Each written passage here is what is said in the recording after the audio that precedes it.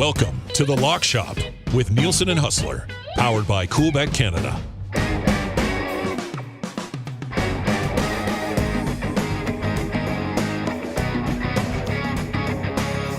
Happy Tuesday, everyone, and welcome to another live stream and podcast of The Lock Shop. Nielsen and Hustler, brought to you by our partners at Coolbet. When you sign up for an account at coolbet.com, make sure you enter the code LOCKSHOP. I know we've sent a lot of people over there to sign up, so make sure you keep on rolling with us here in The Lock Shop with all of the bets that we're throwing your way twice a week for now. More on that in the future. Huss, what's up, buddy? How are you?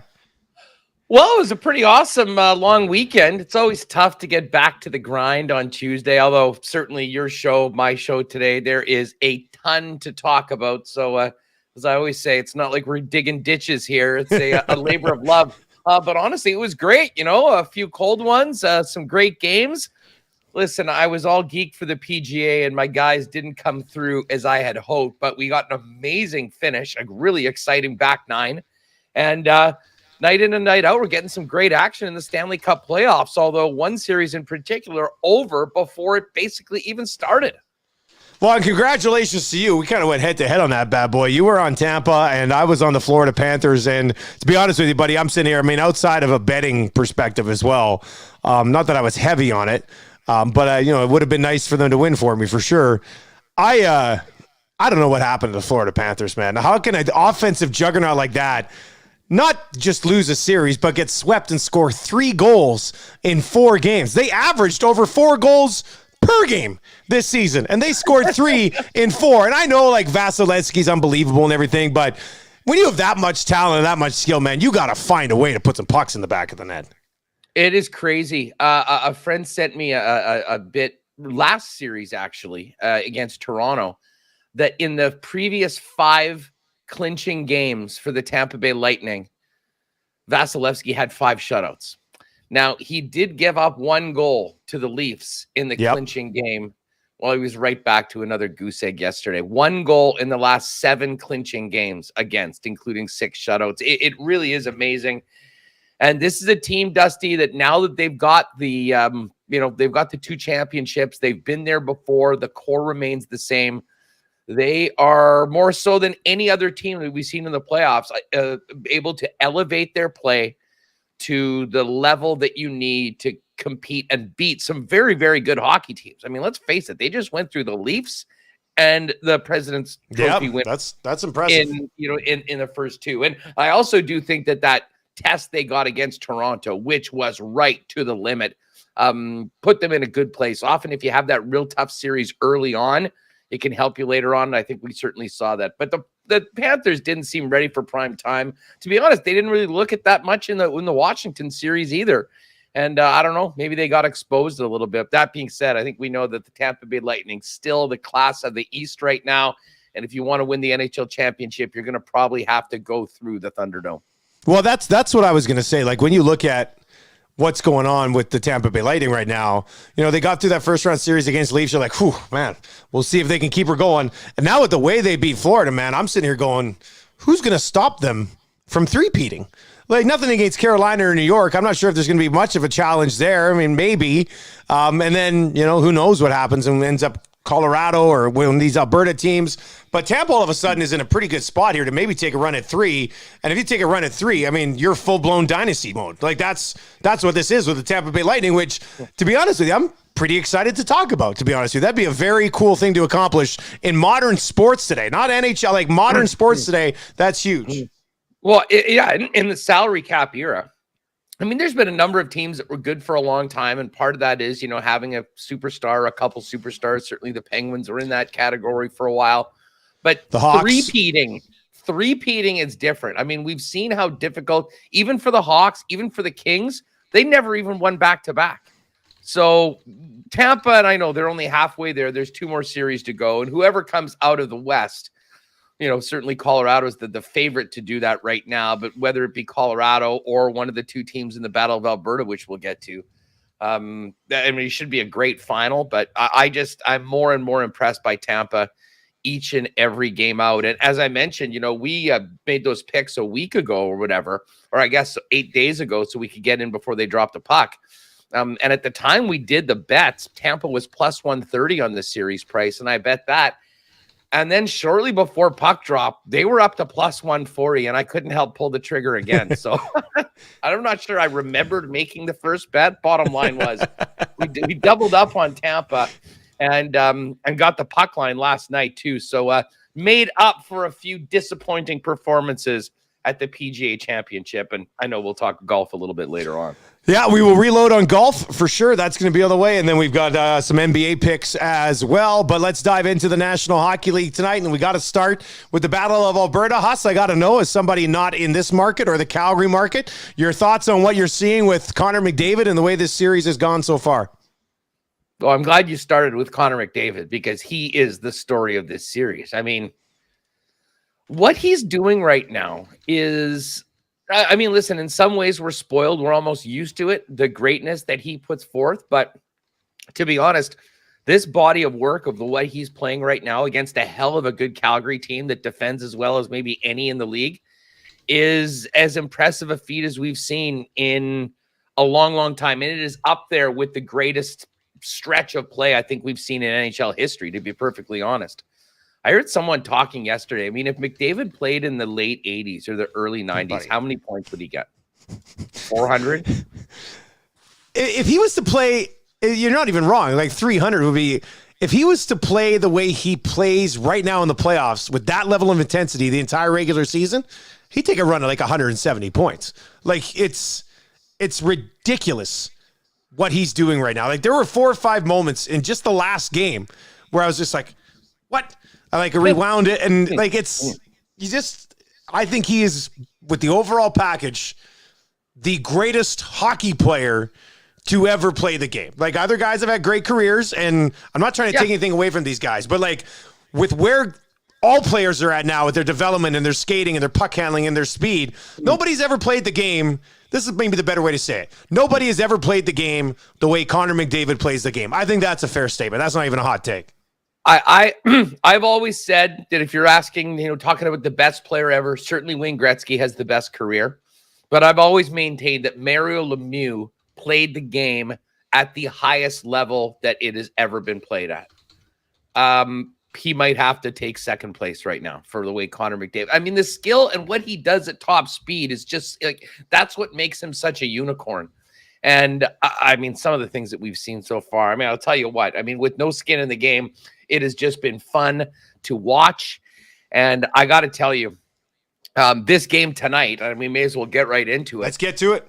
I mean, this is it for the Calgary Flames. I mean, I really do think, and I shouldn't say this is it. I mean, if they were to lose, they still do have 2 home games. But the momentum that Edmonton has right now on the back of Connor McDavid is significant. And I really think that if Calgary wants to win this series, they have to get this game tonight. And I'll be honest, I'm concerned about Jacob Markstrom. He was part of the reason why I picked Calgary in this series. But we now have enough of a body of work to see he gets lit up by the Edmonton Oilers. I mean, there's not really any other way to say it. I mean, I guess we're now at like, I don't know, 15 or so Battle of Albertas plus since he's been the goaltender of the Calgary Flames. And his save percentage against Edmonton is .884. Now, at the same point, he led the league in shutouts, so I'm not about to say that he's not capable of it. But I really do think that this is the game that he absolutely has to get. And it does seem, though, like, I mean, last night we were looking at these numbers, and it was basically a pick'em, straight pick'em. It's moved now, Calgary, yeah. Calgary is now plus 101. But what is interesting, the player points. Connor McDavid, under half a point, plus 440 to not get a point. I saw Justin Bourne kind of talking a little bit about this online, and it's a pretty juicy number. I mean, that's unprecedented. A guy plus 440 to not score a point. To not get a point. Calgary, now listen, if it was anybody else that they were playing against, I'd be like, okay, Calgary's done a great job, shutting guys down, defending. But I'm not sure I'll be on that. But anyways, I'm going to take Calgary, and this is great. You're getting more than plus money right now to tie this series up, make it a best of 3. I think we're on a collision course. If they can get that done tonight, we're on a collision course for a 7-game thriller. Oh, boy. Going the distance back to the Saddle Dome. Although I know people in your neck of the woods would love to see them win it tonight and then have the opportunity to break some hearts in Southern Alberta on the road in Game 5.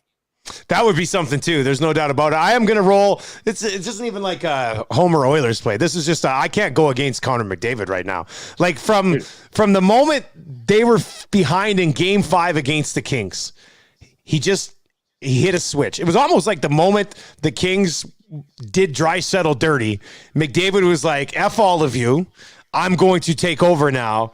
And that's just what he's done. I mean, the guy has just been absolutely phenomenal so far. Obviously, Game 1 was just a wild and crazy game, and they couldn't keep anything out of their net. But once again, I mean, the Oilers have just done these things where they bounce back. Jay Woodcroft finds a way to manipulate the lineup a little bit, and then they go and they hit you hard. And that Kane, McDavid, Draisaitl line, I mean, all 4 of those goals were off the rush, and Calgary's going to have to literally line up 4 along the blue line if they have a hope of slowing down McDavid. Remember, I got on him over 1.5 last week, and I was just like, I can't believe this number's whatever it was. It was like minus 119 or something. I was like, it was minus 110.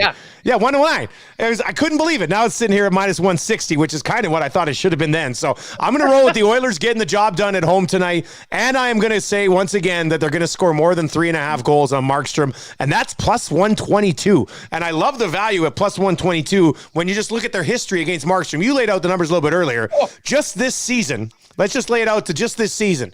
7 games they've played against Markstrom this year. In 5 of them, they've scored 5 goals. In another one, they chased him, which was the last game in which they scored 4. Only 1 time out of 7 this season have the Oilers been held to under 4 goals against Markstrom, and they would have scored another one on him anyway, I would think, if they didn't pull him. So I think at plus money, considering what they've done to Markstrom this year, I got to get that value on over 3.5 goals, man. Have to. Just have to. You're not thinking plus 440 on under half a point for Connor McDavid right now. I keep staring at that number. I mean, it's just such. It is an insane number, but I mean, what's the under on 1.5? Do you have that? What's the under on 1.5? Plus 125.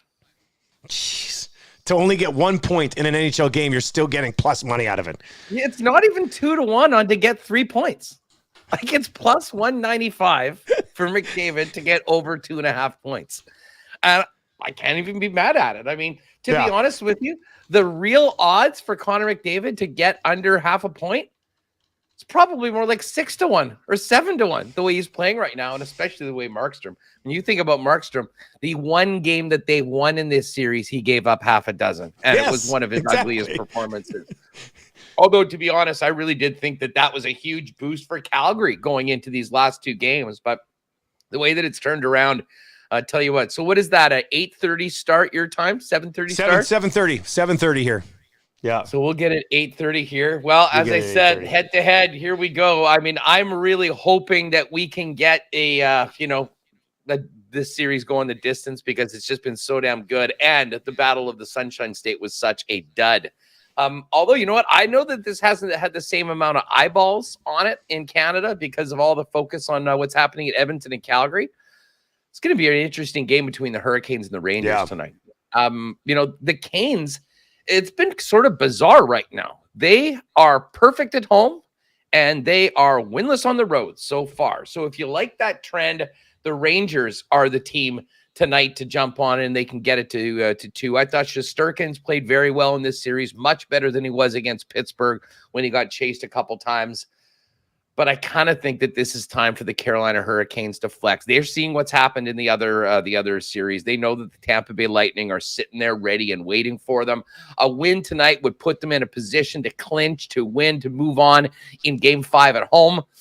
Which I think would be huge because, I mean, they just had a 7-game series against Boston. You go another 6 or 7 games and then go to play a rested Tampa Bay Lightning team. I think, listen, they should be a desperate and urgent team tonight, despite the fact that they're up in this series. And I'm a big Rod Blindermore guy. I think he gets his guys ready. So despite the big advantage on a goaltending side to the Rangers, I think this is the time that the Canes actually break through, get this road win, and come back home up 3-1. I don't know what to do in this game tonight. So what I did was I just moved the total up and just took minus 182 on the under 6. Like the total set at 5, and I know it's been a low scoring series so far, but in today's National Hockey League, I just can't get into that 5. Like I can't sit there and tell you let's go under 5. So and you can't get it at 5.5 right now. So I moved it up to 6 and just took the minus 182. I think that's probably the safest play. I know it's not a huge return, but I'm pretty confident that at worst case scenario, you're going to get a push out of this.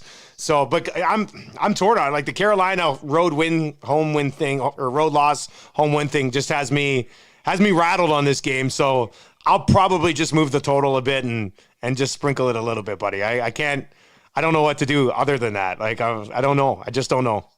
Well, I mean, listen, I mean, the under is not a bad bet for these games. That's for sure. I mean, the Rangers pretty much have a style right now that they're going to try to eliminate the chances, know that they've got the best goalie in the series to help them out and, try and play close games that get into the third period or overtime, and they've got a chance to win right now. So it certainly would lean towards the over, and neither of these teams have really been explosive when it comes to goal scoring over the last little while. So I can't disagree with you on that one. And hey, just quickly before we move on, how about Nazem Kadri's act? Like, you want to talk about shoving it up everybody's ass? I mean, listen, I know everyone will have their opinion of what happened with the collision with Binnington on Saturday night. And I agree, when you talk about Nazem Kadri, his body of work and his rap sheet might not make him the easiest guy to give the benefit of the doubt on. Now, some of the stuff, I mean, just typical internet garbage, I mean, that's being thrown at him, racist stuff. I mean, that's completely over the line. I think any sane person, would agree with that. But the fact that he just sort of walked past that, scored a hat trick last night, shoving it right in the face of everyone in the stands and the St. Louis Blues, who I think have pretty much been unhinged since that incident happened, coming back after they got that big win in Colorado. He put his team, it was like McDavidian performance where you're putting a team on his back, getting it done, not letting anything get to you. And they're now one win away from playing the winner of the Battle of Alberta.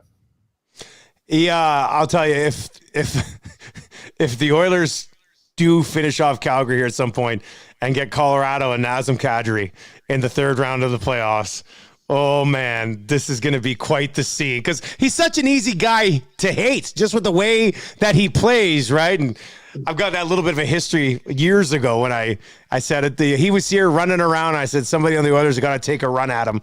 I don't care who. And then the Maple Leafs PR team, remember they lost their mind. They weren't happy with me. Yeah.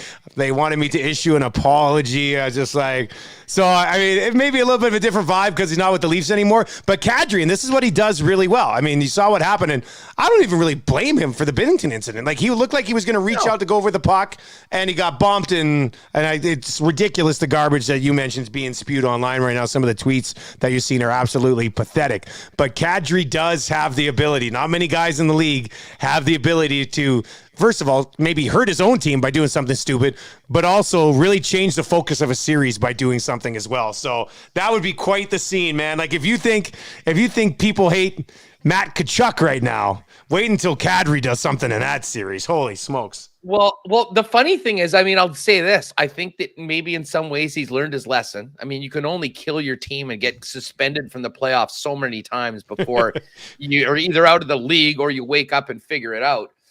But if you would have told me that Kadri was going to crash the crease and knock an opposing goaltender out of a series in the Stanley Cup playoffs, and 2 days later, he's a sympathetic figure in the hockey world, I would have wondered what planet we were on. Yeah.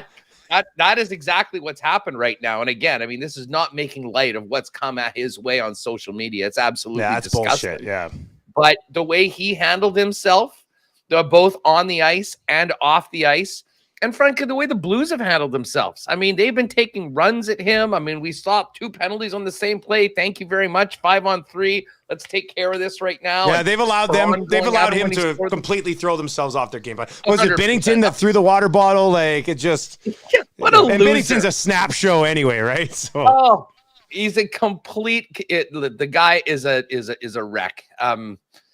And listen, credit to him. He got it together and was playing well, but he is he doesn't have a good grip on what's between the ears at the best of times. So with something like that, you kind of knew that there would be. I actually love it. I mean, obviously, we see a ton of St. Louis here in Winnipeg, and had a great rivalry over the last few years. There's nothing that's more fun from a home perspective than when you see Jordan Binnington losing it in net, because he comes unhinged quickly and fully. And listen, this is what's happened right now. But one more win for the Avalanche to get it done, and they'll have the opportunity to do it at home. If you're going to go crazy, go crazy. I think that's the only way to do it. Don't go half crazy. All right, let's slide over to the NBA, where I see you've turned against your Dallas Mavericks. It's over. I'm so disappointed, Huss. Listen, I mean, I could jump on this. I could jump on this tonight, and then, you know, maybe they'd be playing for pride. I'm partly going on this because I've heard and I'll listen, you know, I've been talking with Luka Doncic for a long time. Yeah. He's sort of, his interview after game 3 sort of sounded like they realized that they're screwed, that it's over. And he's already talking the fact that he's only 23 years old and he'll have many more chances coming forward. Listen, it was game 3. They needed to get back into that series with a win at home against Golden State. And now you have Golden State that traditionally have shot at a much higher rate than they have, especially a guy like Klay Thompson so far in this series. I'm looking to get hot. What can I say? Wiggins has been huge so far, and it just doesn't seem like Dallas has enough throughout their lineup to stay with the championship pedigree like the Golden State Warriors. So listen, when I heard what Luka had to say after the game, it really just did say to me, this series is over. So we got basically even money, minus 103 on the Golden State Warriors money line. I will take GSW. And as far as the Celtics, we had to wait a couple days for this game. But listen, I think that the Celtics are in a position where they should be in a much better position than they already are, to be perfectly honest with you. When you look at the games that they've lost in this series, I think that they are top to bottom a much deeper and better, more complete team than the Miami Heat, who of course are dealing with some injuries. So give me the Celtics minus 1.5 at minus 109 in the next game of that series. Yeah, I'm riding with you. I'm just kind of adjusting a few things. I mean, Golden State, I moved it to plus 2.5. They're a slight underdog in this game, which I still don't even buy anyway. So if you move it to plus 2.5, you avoid, maybe some sort of miraculous finish. Dallas squeaks one out, which is really the only way I think Dallas could win this game anyway. So Golden State plus 2.5 is at minus 128 right now. So I'm going to get Golden State plus 2.5, and I'll ride with you Boston money line at minus 120. I'm still hoping Boston to get that thing done in 6, which I certainly think they are capable of. Like Golden State, I mean, with Steph and Draymond, they got the whole crew there. Wiggins' dunk on Luka was amazing. But Dallas got to a point where, getting to this conference final for Luka is an accomplishment in itself. Like, it's Luka Doncic and a bunch of bit pieces, in my opinion, right? And that alone is pretty incredible to get there against Golden State in the conference final. So we probably shouldn't be super surprised. What's that? Yeah. They hadn't won a playoff series since Dirk and the guys raised the banner back over 10 years ago. So, no, for sure, this is a big thing. And to be honest, I was mentioning the disappointment of losing at home. The way they lost game number 2 with that massive lead, blowing it the way they did. Yeah. Listen, I think the writing's on the wall. Would I love to see another game or two? Yes. I'm just not confident that it happens. So at a certain point, you can't keep beating your head against the wall. You've got to walk through the door, and that door says Warriors tonight and a sweep in 4. All right, let's bounce back over to golf. The Charles Schwab Challenge, which for some reason, I think I mentioned it last year we went to this tournament. I just want to call it the Charles Schwab Challenge because the R in Charles, Charles Schwab is rattling me a little bit, but let's get some winners here. Huss, what are we doing? Let's call it Colonial. Hey, quickly, before we get into the picks. Yeah. PGA Championship. It didn't look like we were going to have a thrilling finish, and then we got one in a big, big way. I got to say, I've never been a Mito Pereira guy, but I do see a lot of people in the gambling space. They've been hot on this dude. He was there at plus at 175 to 1, I believe, at Coolbet before the event happened. Seen some 200s out there. So thoughts and prayers if you were holding a Mito Pereira ticket and watched him with a one-shot lead on the 18th tee, put it into the drink and double bogey the hole, not even allowing himself to get into the playoff. That was absolutely heartbreaking. But you know what, Dusty, you'll be able to relate to this. He only had 9.5 hours sleep the night before. He normally gets 11 hours, and that's pretty much right along your schedule as well, as a guy that sleeps for half of each and every day. I had to laugh. I thought of you when I saw that. You must have been so triggered when you heard a guy is getting 11 hours a night. I don't know how you can sleep that long. Like I usually average 11 hours for 3 days. Like that's close to what my sleeping schedule's like. Like I'm like a 4 hour a night, maybe an hour in the afternoon type of guy. This guy's bitching about missing out on an hour and a half of sleep. Like, are you kidding me? I joked with you earlier, Huss. I mean, maybe that's the reason I'm horrible at golf. Because I don't sleep enough. Like maybe you need to grind out. What happens if I go on my golf trip in June and I sleep for 13 hours one night? It wouldn't be called sleeping. It'd be called passing out. But would I step up and 200? I just go out, fire Ben. Nielsen's unbelievable when he sleeps. Like when I saw that guy say, "Oh, I usually get 11. I got 9.5 hours." I wanted to drive to the event and punch him in the face. Like enough's enough. I knew enough you would of your be lame so excuses. By that. Anyways, tough one for Mito and huge stones by JT. I mean, the way that he came back. I felt bad for Will Zalatoris. This is twice now where he's had the opportunity to drain a putt that was just there, ended up going to a playoff and losing.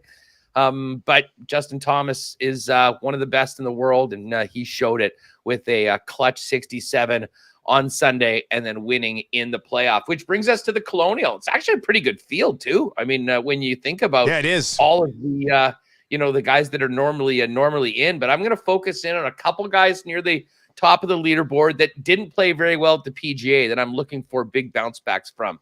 Colin Morikawa, 18-1, and Vic Hovland at 20-1. I mean, both of them were in the, played the weekend, but for the most part, were afterthoughts. And I have a feeling that one of these two guys is going to be sniffing around for that plaid jacket on Sunday afternoon. So instead of picking between them, we're going to hit both of them.